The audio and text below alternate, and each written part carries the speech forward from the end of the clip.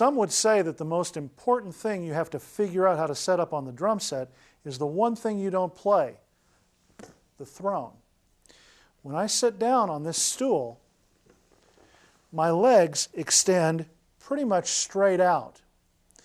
My legs will come a little bit forward to accommodate the pedals, so there'll be a little bit more maybe than a 90-degree angle here. My hands then can rest comfortably at my side if I'm setting up straight, and my snare drum will go right here, as you'll see when I add the snare drum to this basic setup in just a moment. But always be conscious of where you set this stool up, because this right here will enable the muscles in your legs and feet to move in the most effective way possible. As soon as I have the throne set up properly, I just simply sit down on it, put the snare drum straight in front of me. This is the first instrument I set up when I'm originally putting a new drum set together so that I can get everything else to work around from it. Where my feet are positioned is critical, because that is where I'm going to want the pedals to be when I set up the bass drum and the hi-hat. Having set the snare drum up, we can now work from it to get the bass drum, the rack tom, and the hi-hat in place. This first rack tom and the snare drum and my body, if I'm setting the drum set up correctly, is going to make somewhat of a straight line. The snare drum setting squarely between my legs from the way I just set myself up when I put the throne together. Straight line here, right foot flat on the pedal, actually at a little bit of an angle. My toe is actually pointing at the right post at the end of the footboard on the bass drum pedal. My left foot firmly on the hi-hat pedal.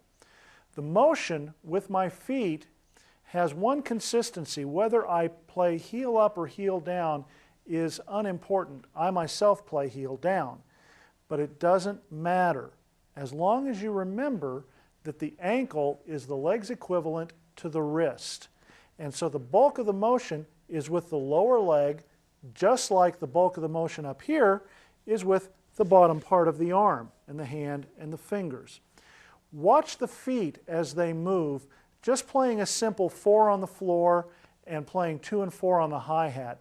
Notice what part of the leg is doing the bulk of the motion.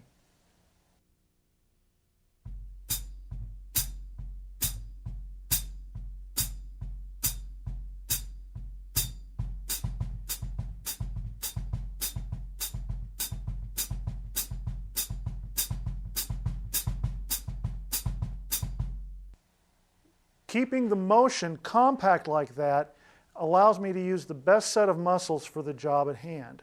You can play loudly and still be using those same muscles. Now with all of the drums set up, we can see how proper setup allows for proper movement. Look at where everything is located. The ride cymbal is right here where my hand comes down, moving from where I originally had the snare drum.